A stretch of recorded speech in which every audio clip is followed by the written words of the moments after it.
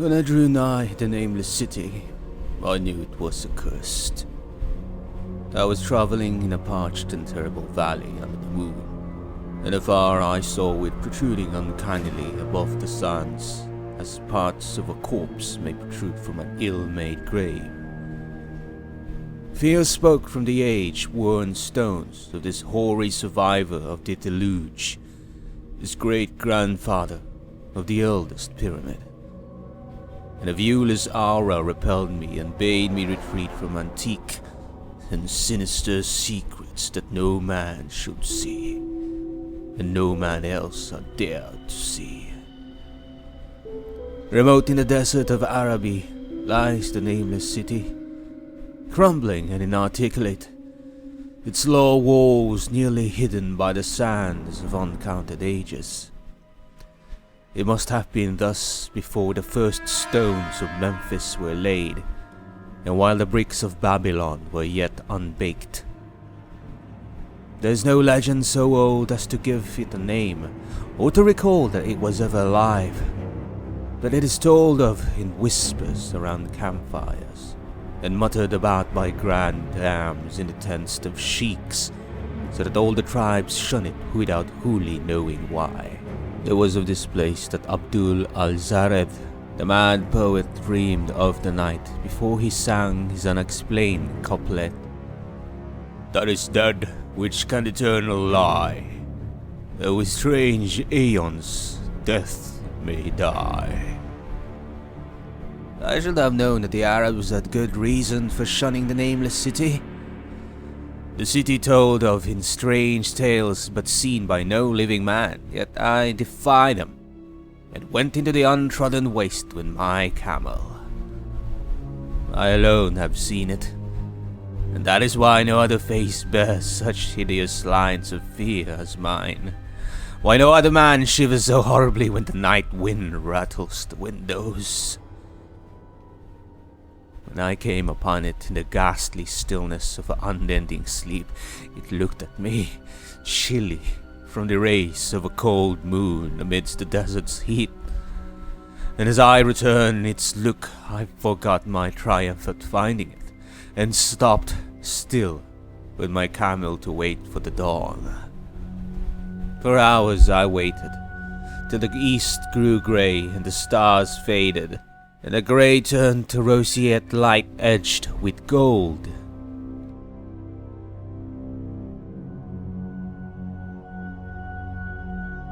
Through the sky was clear.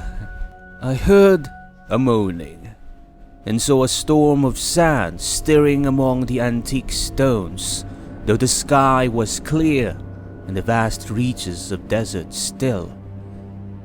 Then, suddenly, above the desert's far rim came the blazing edge of the sun, seen through the tiny sandstorm which was passing away, and in my fevered state I fancied that from some remote depth there came a crash of musical metal to hail the fiery disk as Memnon hails it from the banks of the Nile.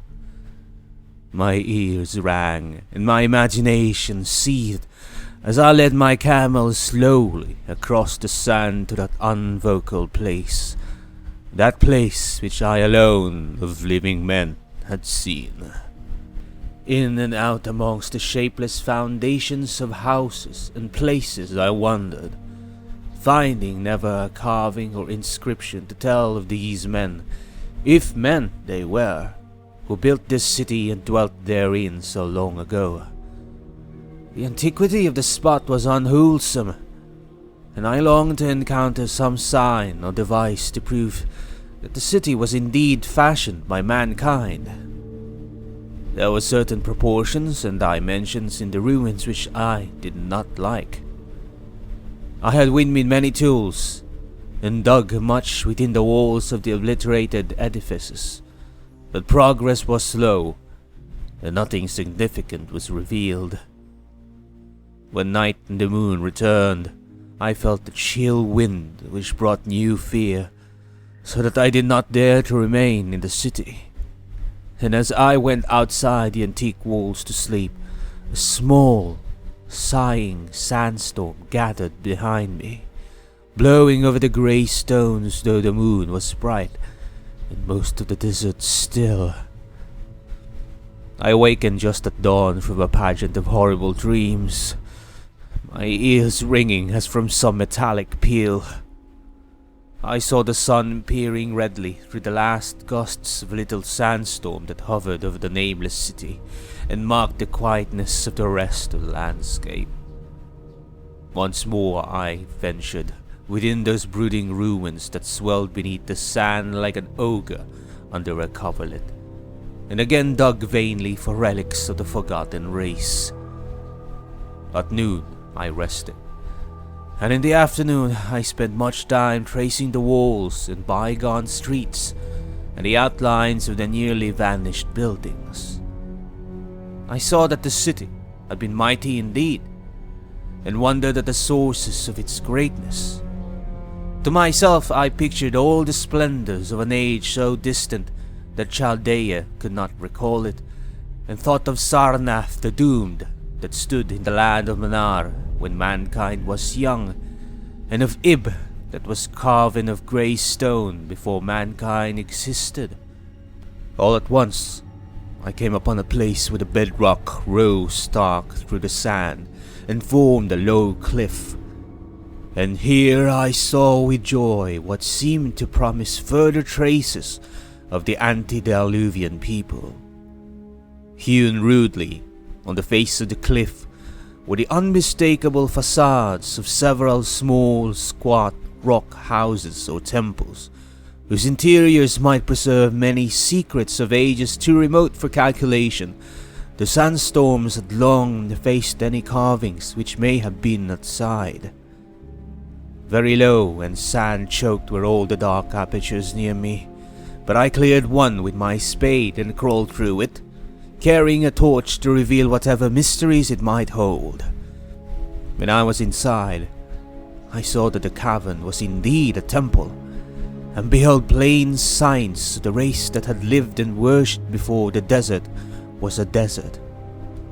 Primitive altars, pillars, and niches of all curiously low were not absent, and though I saw no sculptures or frescoes, there were many singular stones clearly shaped into symbols by artificial means. The lowness of the chiseled chamber was very strange, for I could hardly kneel upright. The area was so great that my torch showed only part of it at a time. I shuddered oddly in some of the far corners, for certain altars and stones suggested forgotten rites of terrible, revolting, and inexplicable nature that made me wonder what manner of men could have made and frequented such a temple. When I had seen all that the place contained, I crawled out again, avid to find what the temples might yield. Night had now approached, yet the tangible things I had seen made curiosity stronger than fear, so that I did not flee from the long moon-cast shadows that had daunted me when first I saw the Nameless City. In the twilight I cleared another aperture, and with a new torch crawled into it, finding more vague stones and symbols, though nothing more definite than the other temple had contained. The room was just as low, but much less broad, ending in a very narrow passage crowded with obscure and cryptical shrines. About these shrines I was prying, with the noise of a wind, and my camel outside broke through the stillness and drew me forth to see what could have frightened the beast. The moon was gleaming vividly over the primitive ruins, lighting a dense cloud of sand that seemed blown by a strong but decreasing wind from some point along the cliff ahead of me. I knew it was this chilly, sandy wind which had disturbed the camel and was about to lead him to a place of better shelter, when I chanced to glance up and saw that there was no wind atop the cliff. This astonished me and made me fearful again, but I immediately recalled the sudden local winds that I had seen and heard before at sunrise and sunset, and judged it was a normal thing. I decided it came from some rock fissure leading to a cave and watched the troubled sand to trace it to its source, soon perceiving that it came from the black orifice of a temple a long distance south of me, almost out of sight. Against the choking sand cloud, I plodded toward this temple, which as I neared it loomed larger than the rest, and showed a doorway far less clogged with caked sand. I would have entered, had not the terrific force of the icy wind almost quenched my torch. It poured madly out of the dark door, sighing uncannily as it ruffled the sand and spread among the weird ruins. Soon, it grew fainter, and the sand grew more and more still, till finally all was at rest again. But a presence seemed stalking among the spectral stones of the city. When I glanced at the moon, it seemed to quiver, as though mirrored in unquiet waters. I was more afraid than I could explain, but not enough to dull my thirst for wonder. So as soon as the wind was quite gone, I crossed into the dark chamber from which it had came. This temple, as I had fancied from the outside, was larger than either of those I had visited before. It was presumably a natural cavern, since it bore winds from some region beyond. Here I could stand quite upright, but so that the stones and altars were as low as those in the other temples. On the walls and roof I beheld for the first time some traces of the pictorial art of the ancient race, curious curling streaks of paint that had almost faded or crumbled away. And on two of the altars I saw with rising excitement a maze of well-fashioned curvilinear carvings. As I held my torch aloft, it seemed to me that the shape of the roof was too regular to be natural, and I wondered what the prehistoric cutters of stone had first worked upon. Their engineering skill must have been vast.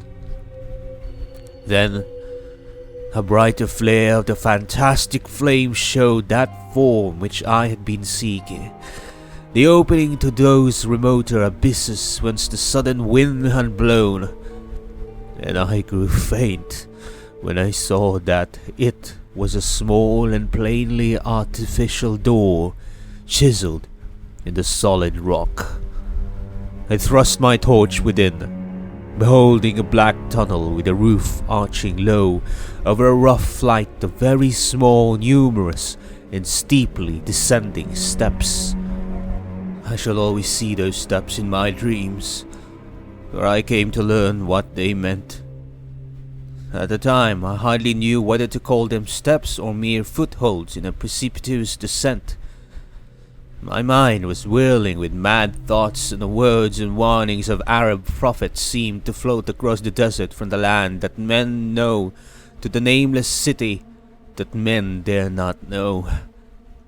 Yet I hesitated only for a moment before advancing through the portal and commencing to climb cautiously down the steep passage, feet first, as though on a ladder. It is only in the terrible phantasms of drugs or delirium that any other man can have such a descent as mine. The narrow passage led infinitely down, like some hideous haunted well, and the torch I held above my head could not light the unknown depths toward which I was scrolling. I lost track of the hours and forgot to consult my watch, though I was frightened when I thought of the distance I must be traversing. There were changes of direction, of a steepness, and once I came to a long, low, level passage where I had to wriggle my feet first through the rocky floor, holding torch at arm's length before my head. The place was not high enough for kneeling. After that were more of the steep steps, and I was still scrambling down interminably when my failing torch died out. I do not think I noticed it at the time, for when I did notice it, I was still holding it above me as it were ablaze. I was quite unbalanced with that instinct for the strange and the unknown, which had made me a wanderer upon earth and a haunter of far, ancient, and forbidden places. In the darkness, there flashed before my mind fragments of my cherished treasury of demonic lore, sentences from Al-Zareth the Mad Arab, paragraphs from the apocryphal nightmares of Damascus, and infamous lines from the delirious Image du Monde of Gauthier de Matz. I repeated queer extracts and muttered of Afrasiab and the demons that floated within him down the Oxus, later chanting over and over again a phrase from one of Lord Dunsany's tales, the inverberate blackness of the abyss. Once, when the descent grew amazingly steep, I recited something in sing-song from Thomas Moore, until I feared to recite more. A reservoir of darkness, black, as witches' cauldrons are when filled, with moon, drugs in the eclipse distilled, leaning to look if foot might pass, down through that chasm I saw beneath, as far as vision could explore. The jetty sides as smooth as glass, looking as if just varnished o'er, with that dark pitch the seat of death rose out upon its slimy shore. Time had ceased to exist when my feet again felt the level floor, and I found myself in a place slightly higher than the rooms in the two smaller temples now so incalculably far above my head. I could not quite stand, but could kneel upright, and in the dark I shuffled and crept hither and thither at random. I soon knew that I was in a narrow passage whose walls were lined with cases of wood having glass fronts. As in that Paleozoic and abysmal place I felt of such things as polished wood and glass, I shuddered at the possible implications. The cases were apparently ranged along each side of the passage at regular intervals. They were oblong and horizontal, hideously like coffins in shape and size. When I tried to move 2 or 3 to further examination, I found that they were firmly fastened. I saw that the passage was a long one, so floundered ahead rapidly, in a creeping run that would have seemed horrible had any eye watched me in the blackness, crossing from side to side, occasionally to feel of my surroundings, and be sure that walls and rows of cases still stretched on. Man is so used to thinking visually that I almost forgot the darkness and pictured the endless corridor of wood and glass in its law-studded monotony, as though I saw it. And then, in a moment of indescribable emotion, I did see it. Just when my fancy merged into real sight, I cannot tell, but there came a gradual glow ahead, and all at once I knew that I saw the dim outlines of a corridor and the cases revealed by some unknown subterranean phosphorescence. For a little while, all was exactly as I had imagined it, since the glow was very faint. As I mechanically kept stumbling ahead into the stronger light, I realized that my fancy had been but feeble. This hall was no relic of crudity like temples in the city above, but a monument of the most magnificent and exotic art. Rich, vivid, and daringly fantastic designs and pictures form a continuous scheme of mural paintings whose lines and colors were beyond description. The cases were of a strange golden wood, with fronts of exquisite glass, and containing the mummified forms of creatures outreaching in grotesqueness the most chaotic dreams of man. To convey any idea of these monstrosities is impossible. They were of the reptile kind, with body lines suggesting sometimes the crocodile, sometimes the seal, but more often nothing of which either the naturalist or the paleontologist ever heard. In size, they approximated a small man, and their 4 legs bore delicate and evident feet, curiously like human hands and fingers. But strangest of all were their heads, which presented a contour violating all known biological principles. To nothing can such things be well compared. In one flash I thought of comparisons as varied as the cat, the bullfrog, the mythic satyr, and the human being. Not Jove himself had had so colossal and protuberant a forehead, yet the horns and the noiselessness and the alligator-like jaw placed things outside all established categories. I debated for a time the reality of the mummies, half suspecting they were artificial idols, but soon decided that they were indeed some Paleogean species which had lived when the Nameless City was alive. To crown their grotesqueness, most of them were gorgeously enrobed in the costliest of fabrics, and lavishly laden with ornaments of gold, jewels, and unknown shining metals. The importance of these crawling creatures must have been vast, for they held first place among the wild designs on the frescoed walls and ceiling. With matchless skill had the artists drawn them in a world of their own, wherein they had cities and gardens fashioned to suit their dimensions, and I could not help but think that their pictured history was allegorical, perhaps showing the progress of the race that worshipped them. These creatures, I said to myself, were to men of the Nameless City what the she-wolf was to Rome, or some totem beast is to a tribe of Indians. Holding this view, I could trace roughly a wonderful epic of the Nameless City, the tale of a mighty sea-coast metropolis that ruled the world before Africa rose out of the waves, and of its struggles as the sea shrank away, and the desert crept into the fertile valley that held it. I saw its wars and triumphs, its troubles and defeats, and afterwards its terrible fight against the desert, when thousands of its people, here represented in allegory by the grotesque reptiles, were driven to chisel their way down through the rocks, in some marvelous manner to another world whereof their prophets had told them.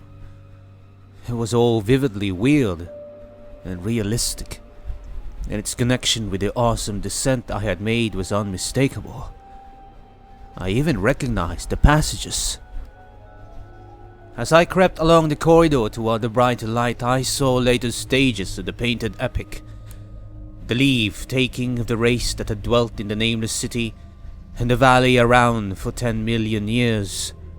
The race whose souls shrank from quitting scenes their bodies had known so long, where they had settled as nomads in the earth's youth, hewing in the virgin rock those primal shrines at which they had never ceased to worship. Now that the light was better, I studied the pictures more closely, and, remembering that the strange reptiles must represent the unknown men, pondered upon the customs of the Nameless City. Many things were peculiar and inexplicable.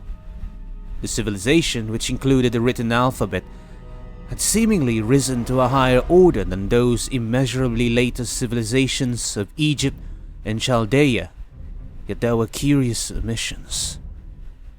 I could, for example, find no pictures to represent deaths or funeral costumes, save such as were related to wars, violence, and plagues. And I wondered at the reticence shown concerning natural death. It was as though an ideal of immortality had been fostered as a cheering illusion. Still, near the end of the passage was painted scenes of the utmost picturesqueness and extravagance. Contrasted views of the Nameless City in its desertion and growing ruin, and of the strange new realm of paradise to which the race had hewed its way through the stone. In these views, the city, and the desert valley were shown always by moonlight, golden nimbus hovering over the fallen walls, and half revealing the splendid perfection of former times, shown spectrally and elusively by the artist. The paradisal scenes were almost too extravagant to be believed, portraying a hidden world of eternal day filled with glorious cities and ethereal hills and valleys. At the very last, I thought I saw signs of an artistic anticlimax. The paintings were less skillful, and much more bizarre than even the wildest of the earliest scenes. They seemed to record a slow decadence of the ancient stock, coupled with a growing ferocity toward the outside world from which it was driven by the desert.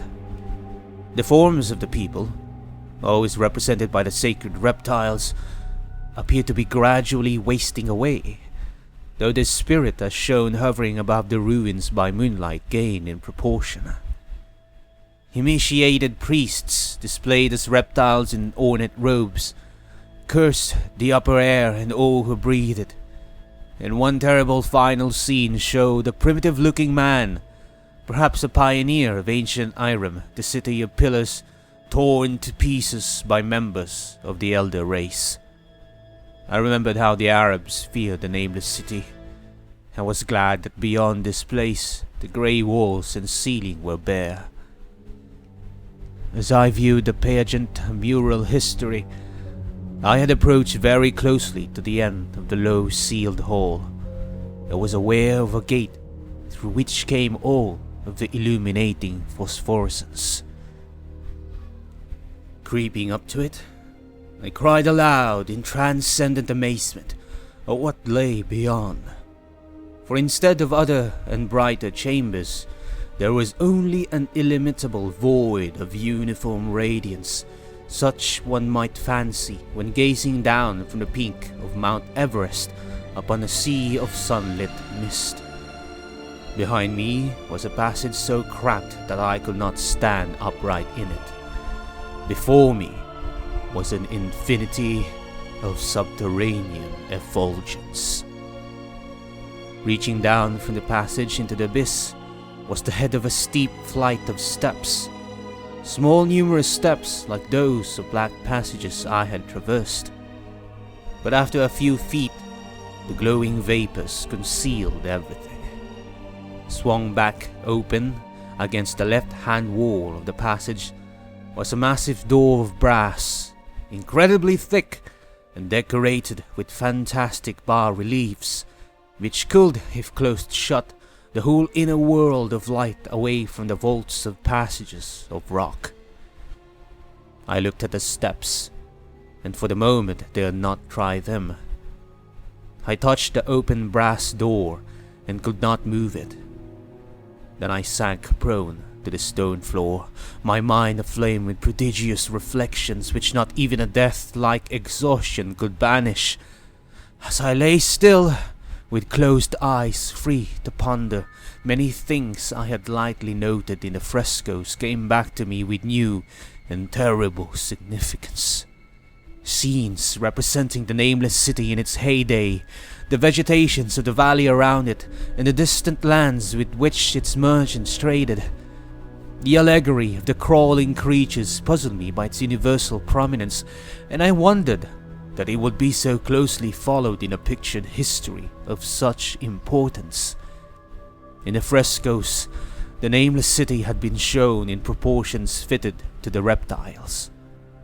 I wonder what its real proportions and magnificence had been, and reflected a moment at certain oddities I had noticed in the ruins. I thought curiously of the lowness of the primal temples, and of the underground corridor which was doubtless hewn thus out of deference to the reptile deities there honored, though it perforce reduced the worshippers to crawling. Perhaps the very rites here involving crawling in imitation of the creatures. No religious theory, however, could easily explain why the level passages in that awesome descent should be as low as the temples, or lower, since one could not even kneel in it. As I thought of the crawling creatures whose hideous mummified forms were so close to me, I felt a new throb of fear. Mental associations are curious, and I shrank from the idea that except for the poor primitive man torn to pieces in the last painting, mine was the only human form amidst the many relics and symbols of this primordial life. But as always in my strange and roving existence, wonder soon drove out fear. For the luminous abyss and what it might contain presented a problem worthy of the greatest explorer. That a weird world of mystery lay far down that flight of peculiarly small steps I could not doubt, and I hoped to find there those human memorials which the painted corridor had failed to give.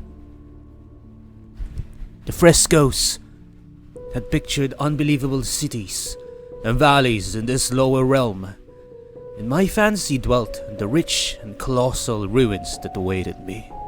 My fears, indeed, concerned the past rather than the future. Not even the physical horror of my position in that cramped corridor of dead reptiles and antediluvian frescoes, miles below the world I knew and faced by another world of eerie light and mist, could match the lethal dread I felt at the abysmal antiquity of the scene and its soul.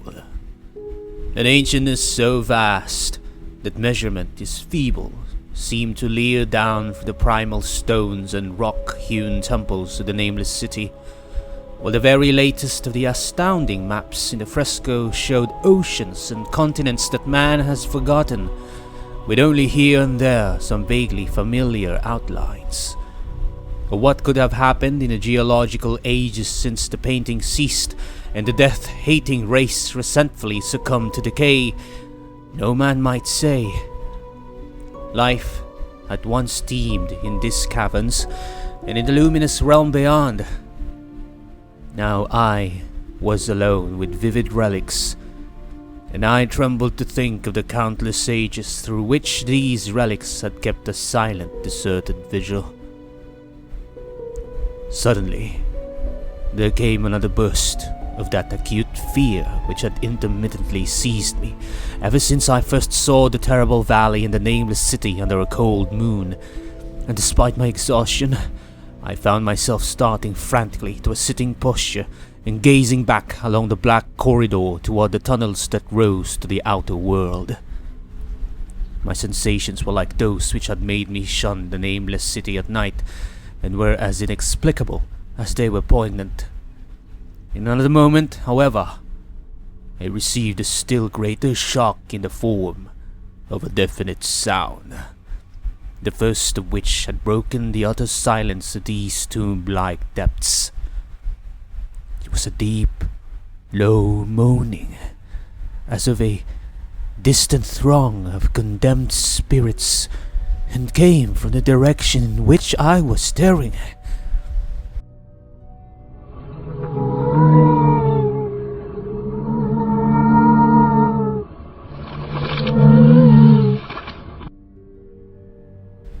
Its volume rapidly grew, till it soon reverberated frightfully through the low passage, and at the same time I became conscious of an increasing draught of cold air, likewise flowing from the tunnels and the city above.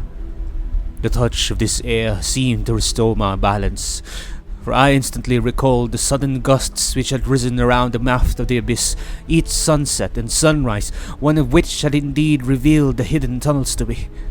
I looked at my watch and saw that sunrise was near, so braced myself to resist the gale that was sweeping down to its cavern home as it had swept forth that evening. My fear again waned low, since a natural phenomenon tends to dispel broodings over the unknown. More and more madly poured the shrieking, moaning night wind into the gulf of the inner earth. I dropped prone again and clutched vainly at the floor for fear of being swept bodily through the open gate into the phosphorescent abyss.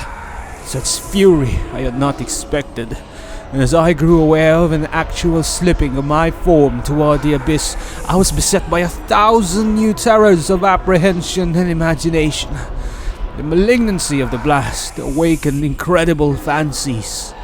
Once more, I compared myself shudderingly to the only human image in that frightful corridor, the man who was torn to pieces by the nameless race, for in the fiendish clawing of the swirling currents there seemed to abide a vindictive rage all the stronger because it was largely impotent.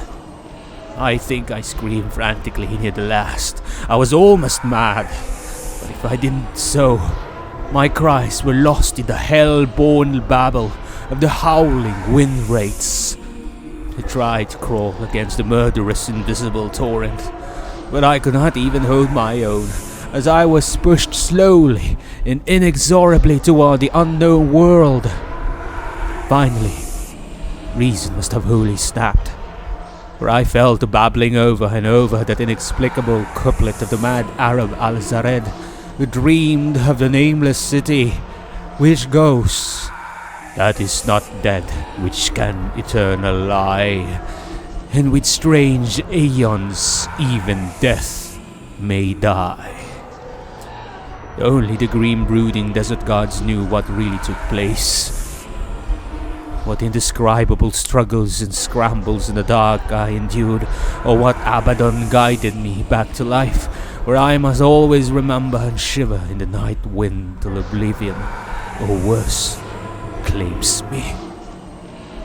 Monstrous, unnatural, colossal was the thing, too far beyond all the ideas of man to be believed, except in the silent, damnable small hours of the morning when one cannot sleep. I have said that the fury of the rushing blast was infernal, cacodemonical, and that its voices were hideous with the pent-up viciousness of desolate eternities. Presently, these voices, while still chaotic before me, seemed to my beating brain to take articulate form behind me, and down there in the grave of unnumbered aeon-dead antiquities, leagues below the dawn-lit world of men, I heard the ghastly cursing and snarling of strange-tongued fiends. Turning, I saw outlined against the luminous ether of the abyss what could not be seen against the dusk of the corridor. A nightmare horde of rushing devils, hate-distorted, grotesquely panoplied, half-transparent devils of a race no man might mistake. The crawling reptiles of the Nameless City. And as the wind died away, I was plunged into the ghoul-pool darkness of Earth's bowels, for behind the last of the creatures, the great brazen doors clanged shut with a deafening peal of metallic music, whose reverberations swelled out to the distant world to hail the rising sun, as Memnon hails it from the banks of the Nile.